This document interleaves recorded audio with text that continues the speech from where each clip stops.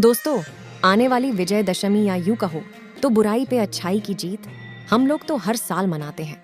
लेकिन क्या आपको इसके पीछे का पूरा राज पता है? खैर, पता भी हो तो इस कहानी में और कुछ रोचक बताया गया है, इसलिए वीडियो के अंत तक बने रहें। जानते हैं कि इसके पीछे का असली राज क्या है। पुरातन काल में दुर्गम नाम का एक अत्यंत बलशाली दैत्य हुआ करता था। उसने ब्रह्मा को प्रसन्न करके समस्त वेदों को अपने अधीन कर लिया, जिस कारण सारे देवगण का बल क्षीण हो गया। इस घटना के उपरांत दुर्गम ने स्वर्ग पर आक्रमण करके उसे जीत लिया और तब समस्त देवगण एकत्रित हुए और उन्होंने देवी माँ भगवती का आह्वान किया और फिर देवगण ने उन्हें अपनी व्यथा सुनाई।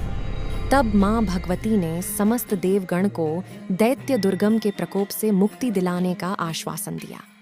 माँ भगवती ने दुर्गम का अंत करने का प्रण लिया है।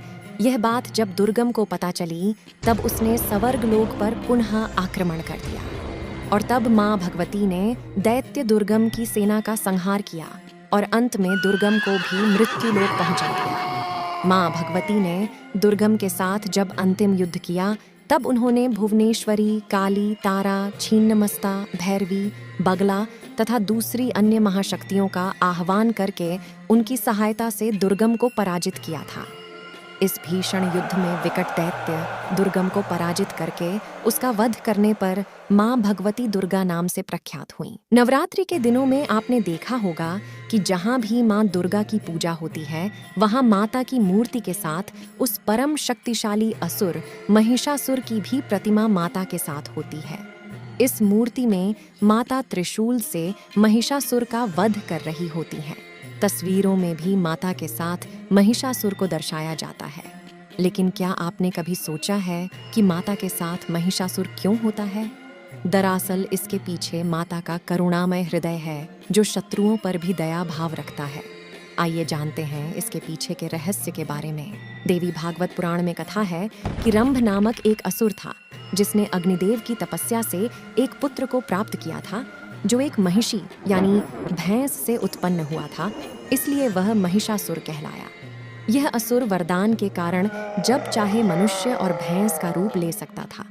ब्रह्मा जी की तपस्या करके इसने वरदान पा लिया था कि कोई स्त्री ही उसका अंत कर सकती है, इसलिए यह देवताओं के लिए अजेय था और शक्ति के मद में आकर इसने देवलोक पर अधिकार कर लिया। महिषासुर के शासन में देवता और मनुष्य भयभीत रहने लगे। ऐसे में सभी देवी देवताओं ने अपने तेज को मिलाकर एक तेजोमय शक्ति को प्रकट किया जो स्त्री रूप में अवतरित हुई। यही देवी मां दुर्गा कहलाईं। सभी देवी देवताओं ने अपने अस्त्र शस्त्र से देवी को सुसज्जित किया। इस देवी ने महिषासुर को युद्ध के लिए ललकारा। देवी और महिषासुर में 9 दिनों तक महायुद्ध हुआ। महिषासुर को अपने अंत समय में माता दुर्गा की शक्ति का एहसास हो गया और उस असुर ने देवी से प्रार्थना की, हे माता, आपके हाथों मेरा वध हो और मुझे मुक्ति मिले। मैं आपकी शरणागत हूँ, मेरे उद्धार का आप कुछ उपाय कीजिए। शरण में आए हुए असुर पर माता ने करुणा दृष्टि दिखाई और वरदान दिया कि मेरे हाथों से मृत्यु को पाकर तुम्हें मेरा सायुज्य प्राप्त हो जाएगा और मेरे साथ तुम्हारी भी पूजा होगी। माता के इसी वरदान के कारण देवी भागवत पुराण में बताया गया है कि माता के साथ महिषासुर का वध करते हुए माता की मूर्ति बनाकर देवी की 9 दिनों तक पूजा करनी चाहिए। इससे भक्तों को भोग और मोक्ष की प्राप्ति होती है। माँ दुर्गा का वाहन शेर क्यों है? एक धार्मिक पौराणिक कथा अनुसार माँ पार्वती ने भगवान शिव को पाने के लिए कठोर तपस्या की थी। हजारों वर्षों तक चली इस कठोर तपस्या के फलस्वरूप माँ पार्वती ने शिवजी को तो पा लिया, पर तप के प्रभाव से वह खुद सांवली पडिडीज गई। विनोद में एक दिन शिवजी ने माँ पार्वती को काली कह दिया। यह बात माँ पार्वती को इतनी बुरी लग गई कि उन्होंने कैलाश त्याग दिया और वन गमन किया। वन में जाकर उन्होंने घोर तपस्या की। उनकी इस कठिन तपस्या के दौरान वहां एक भूखा शेर उनका भक्षण करने के इरादे से आ चढ़ा, लेकिन तपस्या में ली माँ पार्वती को देखकर वह शेर चमत्कारिक रूप से वहीं रुक गया और माँ पार्वती के सामने बैठ गया और उन्हें निहारता रहा।